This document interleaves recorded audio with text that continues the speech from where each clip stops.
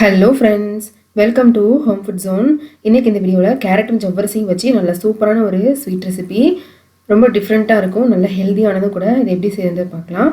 இது செய்கிறதுக்கு ஒரு குக்கரில் ஒரு கப் அளவுக்கு ஜவ்வரிசி சேர்த்துக்கோங்க. இது வந்து ஏற்கனவே வறுத்த ஜவ்வரிசி. நைலான் ஜவ்வரிசியாக இருந்தால் லேசாக வறுத்துட்டு எடுத்துக்கோங்க, அப்போ தான் சீக்கிரமாக வேகும், ஊற வைக்கவும் தேவையில்லை. இது கூட 2 கப் அளவு தண்ணி ஊற்றிக்கோங்க. குக்கர் மூடி வச்சு ஹை ஃப்ளேம்லேயே 2 விசில் விட்டு எடுத்துகிட்டு வந்துடுங்க. 2 விசில் வந்ததும் ப்ரெஷர்லாம் நல்லா ரிலீஸ் ஆனதுக்கப்புறமா பார்க்கலாம். இது செய்கிறதுக்காக இன்னொரு பேனில் 2 டேபிள் ஸ்பூன் அளவுக்கு நெய் சேர்த்துக்கோங்க. நெய் நல்லா சூடானதும் 1/4 கப் அளவுக்கு பாதாம் சேர்த்துக்கோங்க. சேர்த்துட்டு நல்லா வந்து நெய்லேயே வறுத்து எடுத்துக்கணும். நீங்கள் முந்திரி பருப்பு சேர்த்து பண்ணுறதா இருந்தாலும் பண்ணலாம். நட்ஸ் எதுவும் சேர்க்காம வெறும் தேங்காய் வறுத்து போட்டாலும் நல்லாயிருக்கும். கூடவே ஒரு 10லேருந்து 15 திராட்சை சேர்த்து இது ரெண்டையுமே சேர்த்து நல்லா வறுத்து எடுத்துக்கோங்க. இப்போ இது எல்லாமே நல்லா வறுப்பட்டதும் இதை வேற ஒரு பவுலில் மாற்றி எடுத்துக்கோங்க. இதே நெய்லேயே நான் வந்து 1/2 கப் அளவுக்கு கேரட் எடுத்திருக்கேன்.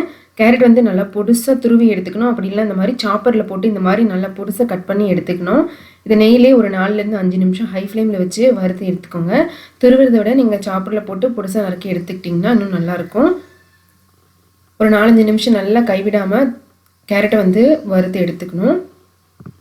கேரட் நல்லா பச்சை வாசனையெல்லாம் போகணும். ஒரு பாதி அளவு நல்லா வெந்து வரணும். இப்போ பார்த்தீங்கன்னா கேரட் நல்லா வறுப்பட்டுருக்கு.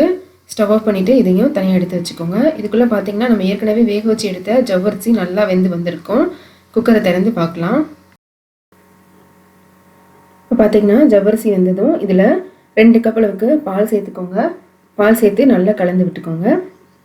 ஸ்டவ் ஆன் பண்ணி பால் நல்லா சூடாகி வர ஆரம்பிக்கணும். நல்லா கொதித்து பொங்கி வர டைமில் நம்ம ஏற்கனவே வறுத்து எடுத்து வச்ச கேரட் இதில் நம்ம சேர்த்துக்கணும். பால் நல்லா சுடானதுக்கப்புறமே கேரட் சேர்த்துக்கோங்க. ஏன்னா கேரட் ஏற்கனவே நம்ம வறுத்து தான் எடுத்துருக்கோம். அதனால் ஒரு கொஞ்சம் குக் ஆனாலே போதும். பால் நல்லா கொதித்து வந்ததும் சேர்த்து நல்லா கலந்து விட்டுக்கோங்க. இதில் நீங்கள் கலருக்காக வேணும்னா கொஞ்சமாக குங்குமப்பூவை கூட சேர்த்துக்கலாம். சேர்த்துக்கிட்டிங்கன்னா இன்னும் நல்லா கலர் கிடைக்கும். இப்போ ஹை ஃப்ளேமில் வச்சு ஒரு 3லேருந்து 4 நிமிஷம் அப்படியே கொதிக்க விடுங்க. கேரட்டும் நல்லா வெந்து வந்துருச்சு. இந்த டைமில் கடைசியாக இதில் ஒரு 1/4 டீஸ்பூன் அளவுக்கு ஏலக்காய் தூளும் நம்ம ஏற்கனவே வறுத்து எடுத்து வச்ச நட்ஸையும் சேர்த்து நல்லா கலந்து விட்டுக்கலாம்.